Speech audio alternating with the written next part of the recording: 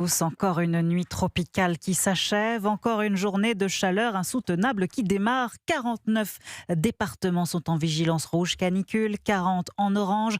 Un enfer pour la majorité d'entre nous et qui n'est pas sans conséquences, notamment sur le système scolaire. Face à un phénomène qui dure et qui s'intensifie, 2000 établissements ont dû se réorganiser, dont 845 écoles et collèges totalement fermés. Dès aujourd'hui, la galère pour les parents pris de court. Christophe Bordet avec Caroline Baudry.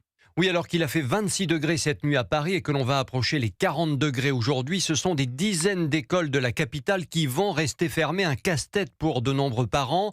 Comment garder les enfants quand on travaille? Exemple avec Quentin, rencontré par Caroline Baudry, boucher dans une grande surface qui va devoir garder sa fille de 5 ans. On aura un jour de paye en moins, quoi. Les directeurs de magasins, du jour au lendemain comme ça, ils peuvent pas nous donner un congé payé. Donc du coup, on perd une journée de travail. Un jour, c'est moi qui manque le travail et un jour, c'est ma femme qui manque le travail. Au total, dans toute la France, ce sont presque 1000 établissements qui sont fermés, faute de climatisation, ce qui met en colère ce père de famille. C'est pas normal pour 6 classes qui peuvent pas payer 6 climatisations, quoi. Garder les enfants et les faire boire beaucoup, Axel, bouteille d'eau à la main devant ses 2 petites filles scolarisées en maternelle, a dû elle aussi trouver un système D. On a pris une nounou pour l'après-midi pour que ce soit un peu moins dur pour les enfants. Je suis en télétravail, donc elle sera là un peu à côté de nous, quoi, avec les enfants. Beaucoup d'eau et des ventilateurs qui tournent à plein régime dans l'appartement de cette mère de famille où la température ne redescend pas en dessous de 33 degrés. Et le pire reste encore à venir. Christophe Bordet.